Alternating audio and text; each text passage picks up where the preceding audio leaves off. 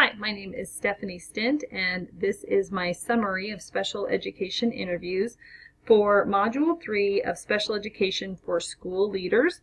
And for this project, I interviewed an administrator and a para who both worked in the same building, and a special education teacher from another building. Regarding child find procedures, the administrator talked about their implementation of MTSS, and that's their system for analyzing data, providing interventions, and gathering documentation. So it would make sense that that is what's used for child find. They also have a system for the leadership teams to meet regularly to review that data. And she also mentioned that the co-op offers a monthly screening process for preschoolers to identify students early with special needs. The special education teacher also talks similarly about the system for screening and diagnostic testing and progress monitoring that's done for all students, and that the SIT teams are, review that data, and that obviously becomes part of their child find procedures because they're already collecting that data. And that she also added that she asked parents and teachers for their input as well. And the paraprofessional talked about that they feel like they're partners with the special education teacher because the special education teacher does spend a lot of time on paperwork and testing. So they are often looked to help identify what's working and what's not working for a student, and they're often asked what they think about the student's progress. The most challenging part of special education for the administrator, she mentioned that they're not well trained to work within the special services system and that they don't really know some of the ins and outs of that. And so they sometimes feel like they're coming from behind and that they have to, and they know they have to stay compliant. So it's important for them to seek out their own professional learning opportunities. And she also mentioned that sometimes it's a challenge to navigate the special education co-op and the school district as well. Sometimes the things they do don't necessarily align. For example, the co-op hires the special education teachers, but the building administrators are the ones who are required to complete the evaluations of special education staff. So it's important that there's well-established positive relationships between the co-op administrators and the building leaders, or else there'll be friction and misunderstanding. The special education teacher mentioned that it's the most challenging part is to making sure that students are getting their needs met when the special education teacher or the para is not with them. Sometimes they have to provide professional learning or help teachers understand how to deliver those accommodations and modifications and interventions.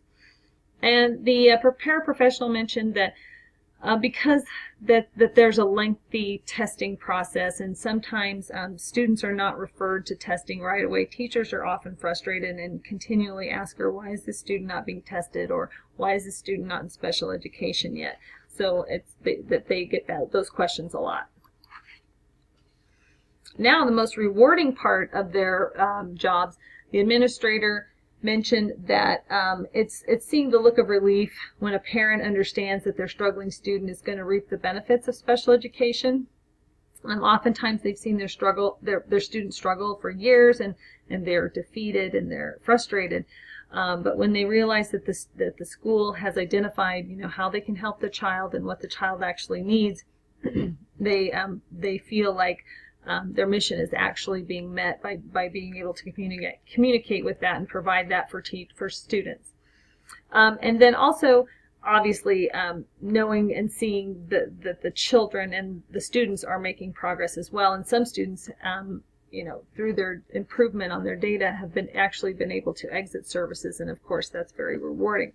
The special education teacher and the paraprofessional also said something similar regarding seeing students succeed being the most rewarding part of their work, and telling the parents that the student is caught up with his or her peers and also possibly exiting services, and all of that is very rewarding for them. The paraprofessional added developing those good relationships with students as well, and seeing them do things that they didn't even think they could do.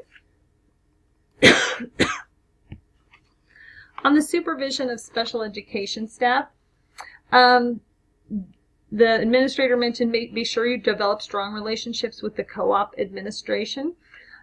strong relationships and honest communication about what those expectations are for those special education staff in our building. That's going to make sure that things go well and make sure that everyone's pretty much on the same page.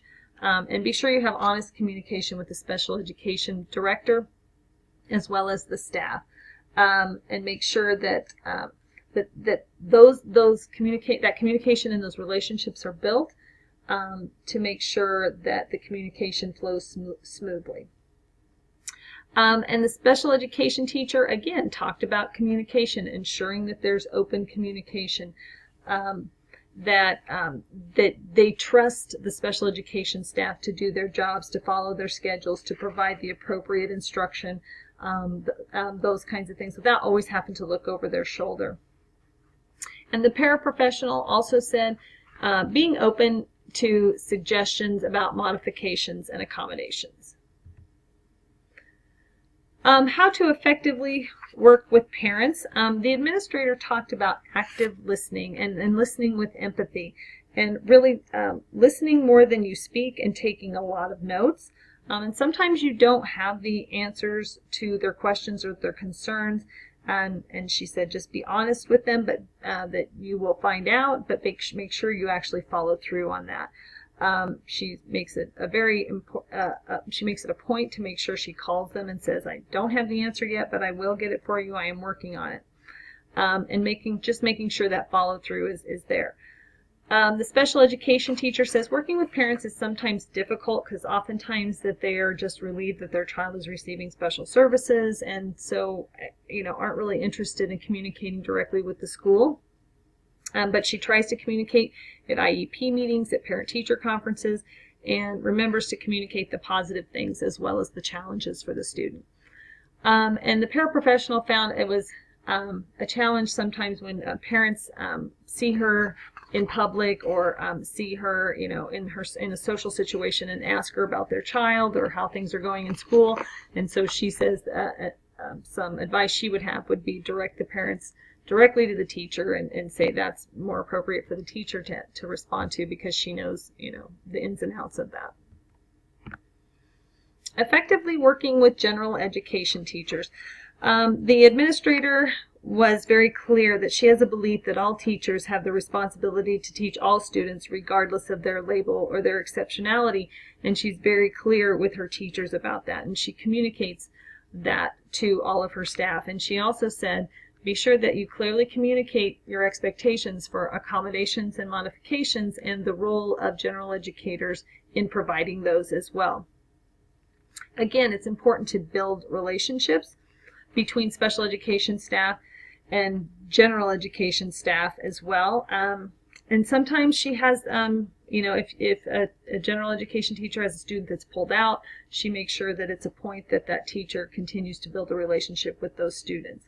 And that collaboration between the general education teacher and the special education teacher is critical in order to have a seamless educational experience for all students. The special education teacher again talked about open communication being important, and that general education teachers know the needs of the child. They know what's on the IEP, and they understand not only what the accommodations and modifications are, but how to deliver those accommodations and modifications. And the paraprofessional mentioned that some general educators are receptive to providing those and some are not. And some struggle with, when are we going to have the time to send our student to special education? But it's important to direct them to the IEP and help them understand that it's on there and they need to fulfill that. Advice for a first-year administrator.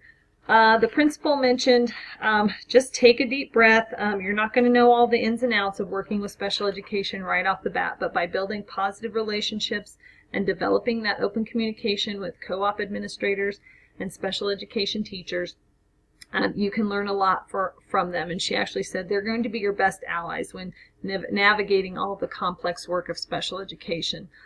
So it will be important to build those relationships. The special education teacher said, make sure to always have your teachers' back. Make sure to always support them. Make sure they know that they can trust you to come in and come to you whenever they need to. And also make sure that you attend IEP meetings and other parent meetings so that everyone's on the same page and that you know how to communicate those accommodations and modifications and make sure the guidelines and the laws are followed for those students. And the paraprofessional, again, talking about communication, making sure the same expectations are communicated for all the staff. She felt very fortunate that her principal was very good about this, was excellent doing this, making sure everyone was on the same page. Whether you're a certified staff or a classified staff or whatever, bring everyone into the system and make sure everyone is communicated with the same expectations. As far as the role of special education teachers and the administrator or the building principal, the administrator said that they are a team. The special education teacher is actually the advocate for special education students because they know how the child learns best. And that they actually can coach general education teachers in providing those interventions, those accommodations and modifications. It might be new for a general education teacher. They may be unfamiliar with how to do that. And then they support the student through the tough curriculum and encourage both as they work together. The principal ensures that these conversations happen and that they hold both special education teachers and general education teachers to high expectations so that all students get a quality education. And she feels that sometimes the principal is the go-between between the two when communication breaks down and the principal becomes the encourager. But also felt strongly that the principal serves as a role model. I do that the role model also does the communicating, also does the collaborating, also does the support, can provide modeling if needed.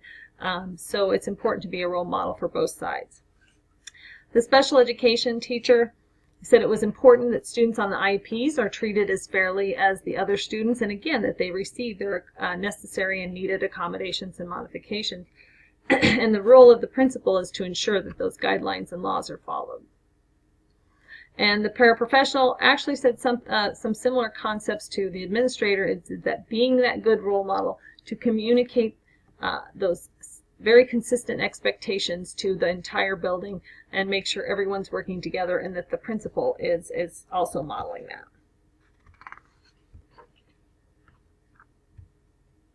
Characteristics of aspiring administrators. So one of the characteristics of the aspiring administrators that the principal mentioned was that basically a willingness to learn from others, particularly in this situation, the co-op administration and special education teachers in the building. She said there's a certain amount of self-study and they need to recognize that you, as the building leader, don't know everything about special education and to be able to defer to others who are experts in the field. The special education teacher said someone who knows about special education teacher and the magnitude of it. Again, similar to the dissertation that we read, it's important to know all the roles of an administrator when dealing in special education. And also somebody who helps her become a better teacher, helps her grow professionally and become better at her job. And the paraprofessional said that aspiring administrators should be understanding that what works for one child doesn't necessarily work for another child.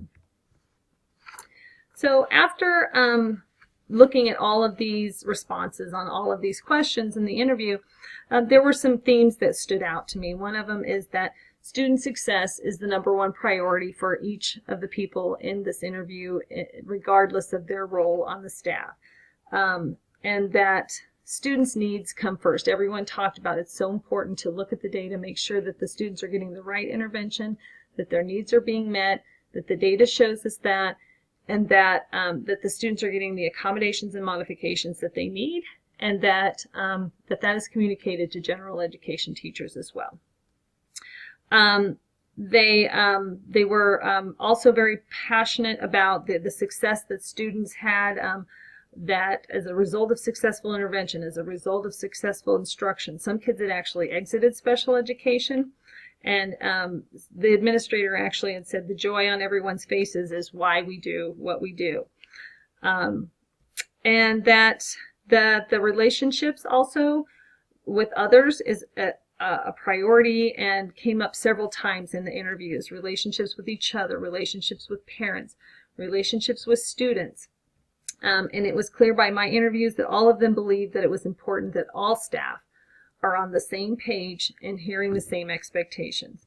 The principal and the paraprofessional were from the same school, but they were interviewed separately, and they both said that whether you're certified or classified, that they are included in emails, professional development, and knowing what the expectations are. And also, it's important that everyone, as many people or whatever their level of providing support to students, that they have an understanding of special education. They know. They don't necessarily need to know the ins and outs of writing an IEP, but they need to know some things about why there's accommodations and modifications on there. How can they provide it?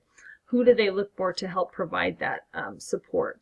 How much time do students need? And all of those intricacies of special education.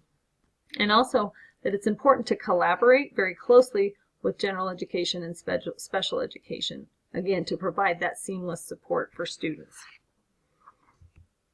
I didn't see a lot of contrast, but they did have different responses to their challenging part in regard to special education, and again, that makes sense because they have different roles within the system.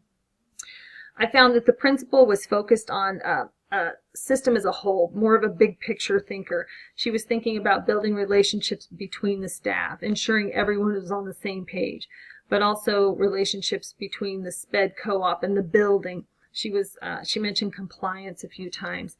So she was thinking of the importance of building those relationships also for evaluation purposes, and that to ensure that expectations are communicated across the system in its entirety. And then she felt it was her responsibility to build those communication channels and ensure that the general education teacher and special education teacher were on the same page. The para, although she mentioned she was partners with the special education teachers and general education teachers, I think she might have misunderstood what child find was, but I wouldn't expect her to necessarily know that. I would, however, want teachers to understand procedures and IEPs like I mentioned before.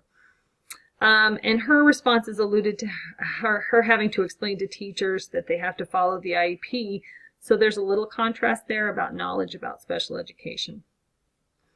There was some contrast in advice for the first year administrator. Try to learn as much as you can. Build relationships with the SPED staff. That was the administrator's perspective. The SPED teacher was more about supporting teachers and making sure you go to IEP meetings. And the para, again, because of her role, felt it was important that whether you're certified or classified staff, everybody was on the same page. And it makes sense, again, for their roles. So my plan for, when I become an administrator and my responsibilities regarding special education is that I plan on staying current on special education laws and the writing of IEPs and what is on them. It's important to know the latest and be sure that the school is compliant. That's a big responsibility of administrators. And also ensure that the general education staff has an understanding of those IEPs and why students need to have a certain number of minutes, how they provide accommodations, modifications, evidence-based instructional practices, or why the student isn't being tested right away. I will also not pretend to know everything about special education, but be ready to collaborate with the experts. Communication being so very important. That was said many, many times throughout the interview by all three of the different staff members, and I tend to be an over communicator, so that should be easy for me. Also, it's important to make sure that you are communicating these clear and consistent expectations for all staff, again, so everyone's on the same page. If it's expected for general education and special education staff to work together, and also to provide that structure for them to be able to do that, to make sure all students' needs are being met. And also, if the special education staff is going to be evaluated by the administrator, that those expectations are clear. And also, part of communication is communication with parents and being able to listen to teachers, not just you communicating to everyone, but also listening to them, being transparent, because that's another way of building trust, and having bi-directional communication with all stakeholders. and that make sure that there's a consistent system of data collection and analysis. And also, of course, celebrate growth. That was also a theme that I heard from the interviewees, making sure that we celebrate when our students have actually met their goals and have made that great progress. So by doing this interview, I've actually learned a lot about how I can use what each of these perspectives can bring to my role as a future administrator.